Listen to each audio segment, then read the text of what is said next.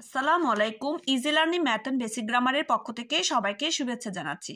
আজকে আমরা শিখব গ্রামারের একটা বিশেষ পার্ট, সেটা হচ্ছে ভয়েস। এই ভয়েসটা আজকে আমরা শিখব কিভাবে অ্যাক্টিভ ভয়েস থেকে প্যাসিভ ভয়েসে রূপান্তর করা হয়, সেটা আমরা শিখব।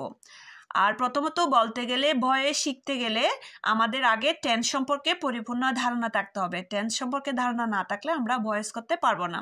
আমরা আগের ক্লাসের মধ্যে টেন্স সম্পর্কে আলোচনা করা হয়েছে, তোমরা আমার আগের ভিডিওতে টেন্সটা দেখে নিতে পারো। আচ্ছা দেখো, তাহলে আমরা শুরু করি। অ্যাক্টিভ ভয়েস থেকে প্যাসিভ ভয়েসে রূপান্তর। আই ইট রাইস, আমি ভাত খাই। এটা কোন টেন্স? এটা হচ্ছে প্রেজেন্ট টেন্স। কেমনে বুঝবো?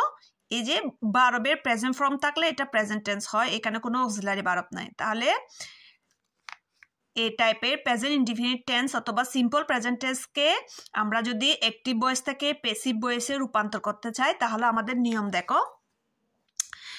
ভয়েসের প্যাসিভ ভয়েস করার নিয়ম হচ্ছে, প্রথম এখানে হচ্ছে আই হচ্ছে সাবজেক্ট, ইট হচ্ছে ভার্ব, রাইস হচ্ছে অবজেক্ট। ভয়েস করার সময় নিয়ম হচ্ছে অবজেক্ট সাবজেক্ট হবে, অর্থাৎ প্রথমে আসবে। তাহলে লিখলাম রাইস, এরপর একটা অক্সিলারি ভার্ব বসবে। প্রেজেন্ট সিম্পলের মধ্যে অক্সিলারি ভার্ব কি? এম, ইজ, আর, যে কোনো একটা বসবে। তাহলে রাইসের জন্য কি হবে? Is, rice is. এরপর হবে ভার্বের ফার্স্ট পার্টিসিপল ফর্ম, অর্থাৎ ভার্বের থার্ড ফর্ম। তাহলে ইটের ফার্স্ট পার্টিসিপল ফর্ম কি? আমরা জানি ইটের ফার্স্ট পার্টিসিপল ফর্ম হচ্ছে ইটি, এটি, ইটেন। তাহলে কি হবে? Eaten, EATEN, rice is eaten. এরপর রুলসের মধ্যে আছে, এরপর হবে বাই, বাই। তারপর হবে যে সাবজেক্ট অবজেক্ট হবে। এটা এখানে হচ্ছে এটা সাবজেক্ট অ্যাক্টিভ ভয়েসের মধ্যে। এই সাবজেক্টটা যদি অবজেক্ট হয় তাহলে আয়ের অবজেক্টিভ রূপ হবে মি। তাহলে rice is eaten by me. তাহলে আমরা একটা শিখলাম active voice I eat rice. এটাকে যদি আমরা প্যাসিভ ভয়েসে রূপান্তর করতে যাই তাহলে হবে rice is eaten by me.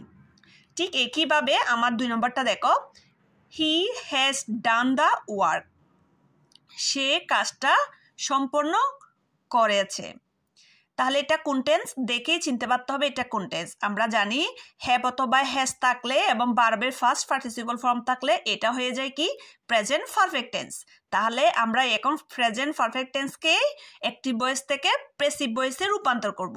তাহলে কি হবে? ভয়েসে রূপান্তর করার নিয়ম অবজেক্ট সাবজেক্ট হবে। এখানে অবজেক্ট কোনটা? এখানে হচ্ছে অবজেক্ট দি ওয়ার্ক, এটা হচ্ছে অবজেক্ট। তাহলে এটা সাবজেক্ট হবে, লিখলাম দি ওয়ার্ক। এরপর হবে অক্সিলারি ভার্ব।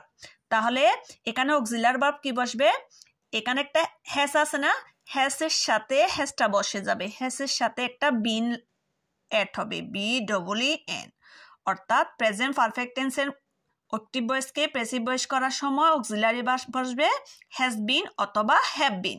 যেহেতু সাবজেক্ট আর পারসন সিঙ্গুলার নাম্বার, তাই আমরা হ্যাজ বিন বসিয়েছি। আর যদি প্লুরাল নাম্বার হতো তাহলে আমরা হ্যাভ বিন বসাতাম। তাহলে দি ওয়ার্ক হ্যাজ বিন। এবার হবে ভার্ব। ভার্বে কোন ফর্ম হবে? সব সময় প্যাসিভ ভয়েসে ভার্বের থার্ড ফর্ম হবে, অর্থাৎ ভার্বের ফার্স্ট পার্টিসিপল ফর্ম হবে ডান। ডান এটা অলরেডি দেওয়াই আছে ভার্বের ফার্স্ট পার্টিসিপল ফর্ম, তাহলে আমাকে নতুন করে চেঞ্জ করতে হচ্ছে না, এটা দেওয়াই আছে ডু, ডিড, ডান। তাহলে এখানে কি হবে? ডান। দি ওয়ার্ক হ্যাজ বিন ডান। এরপর হবে কি? বাই। তারপর কি হবে? সাবজেক্ট অবজেক্ট হবে। এখানে সাবজেক্ট হচ্ছে হি, এটা অবজেক্ট হবে। হি এর অবজেক্ট হচ্ছে হিম। তাহলে কি হবে? The work has been done by him. আচ্ছা, এরপরে দেখো 3 নাম্বারটা, I shall do the work. এটা হচ্ছে ফিউচার ইনডিফিনিট টেন্স, অর্থাৎ সিম্পল ফিউচার টেন্স। ফিউচার টেন্সের লক্ষণ কি? এই যে শ্যাল অথবা উইল বসবে, সাবজেক্টের প্রেজেন্ট ফর্ম বসবে, সেটা হচ্ছে ফিউচার ইনডিফিনিট টেন্স। তাহলে আমরা ফিউচার ইনডিফিনিট টেন্সকে যখন আমরা প্যাসিভ ভয়েসে রূপান্তর করব তাহলে কিভাবে করব?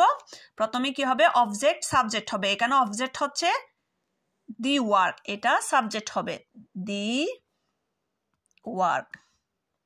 এরপর হবে অক্সিলারি ভার্ব। তাহলে এখানে অক্সিলারি ভার্ব কি বসবে? শেল আছে না, শেল তো দেওয়া আছে, শেলের সাথে একটা বি বসবে, বিই। অর্থাৎ প্রেজেন্ট ফিউচার ইনডিফিনিট টেন্সের অ্যাক্টিভ ভয়েসকে প্যাসিভ ভয়েসে রূপান্তর করার সময় অক্সিলারি ভার্ব বসবে শেল বি অথবা উইল বি। এখানে যেহেতু শেল বি বসবে না, তাহলে কি হবে? উইল বি, কারণ ডি ওয়ার্ক হচ্ছে থার্ড পারসন সিঙ্গুলার নাম্বার, তাহলে শেল বি হবে না, উইল বি হবে, will B. The work will B, তারপর কি ভার্বে ফার্স্ট পার্টিসিপল ফর্ম ডু হচ্ছে কি D done.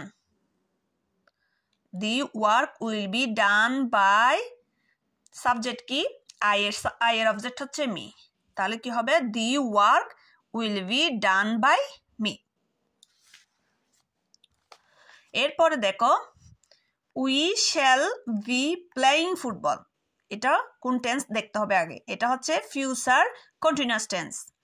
We shall be playing football, তাহলে আমরা করব অবজেক্ট হচ্ছে এখানে ফুটবল, অবজেক্ট সাবজেক্ট হবে, তারপর হবে যে অক্সিলারি ভার্ব। তাহলে ফিউচার কন্টিনিউয়াস টেন্সের অক্সিলারি ভার্ব বসবে shall be oblique will be, shall be being oblique will be being. এখানে তো শ্যাল বি দেওয়াই আছে, তাহলে আমাদের একটা বিং অ্যাড করতে হবে। তাহলে ফুটবলের জন্য হবে will be being, B E I N G, will be being. ভার্বে ফার্স্ট পার্টিসিপল ফর্ম এখানে আছে কি play, play first participle form কি প্লেডি,